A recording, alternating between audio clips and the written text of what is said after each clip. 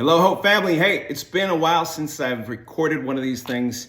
My goodness, it's been a bit. But if you were not here this past Sunday or you're not on social media, I wanted to just keep you posted on some things that are headed our way in the next couple of weeks.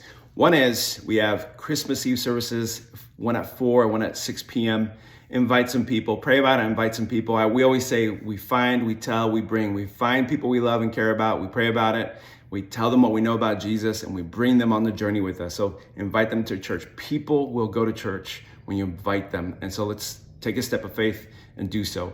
Another thing is December 26th is a Sunday. We will not have service here in the building.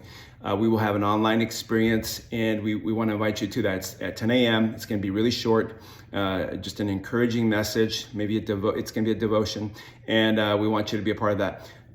Also, before January, on the 31st of December, if you have any end of the year giving, postmark that December 31st and mail it in or go online. And if you have any extra money that you feel like you want to give away to a good cause, one of the things that we pushed last week was Foursquare disaster relief.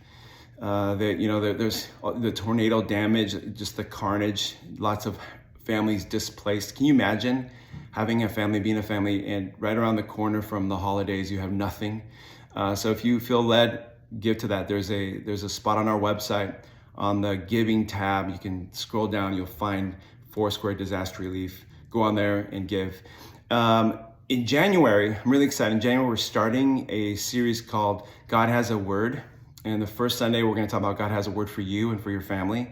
So I'm just excited for that. Don't miss out because it's the first of the year or whatever. Sometimes people don't show up. Just let's make a consistent commitment, a commitment that says, you know what, we're going to be in community all year round.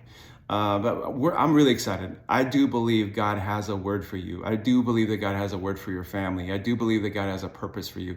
Let's focus in on that and hear what that is. So on the 2nd, we're going to be starting that. And then at the end of service, we have a decorating party. So it's going to take us half an hour if we all put our hands to it. Right after service, we're going to pull all the Christmas stuff down.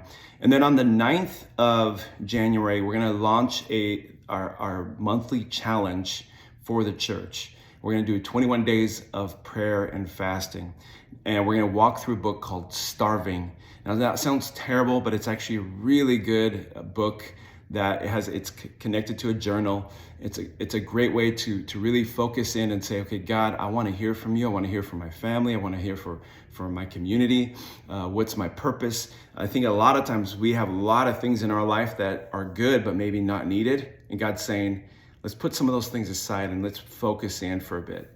And so these 21 days of prayer and fasting, we're not going to be fasting food for 21 days.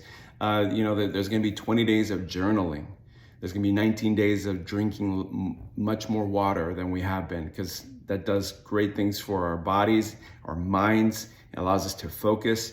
And then there's spiritual components to that as well. And we're going to do, 18 days of no eating junk food, and so on and so forth. And at the very end, there's 3 days where we have just water only fast. But in between, there's some really good things. There's a media fast for, I think it's 6 or 7 days.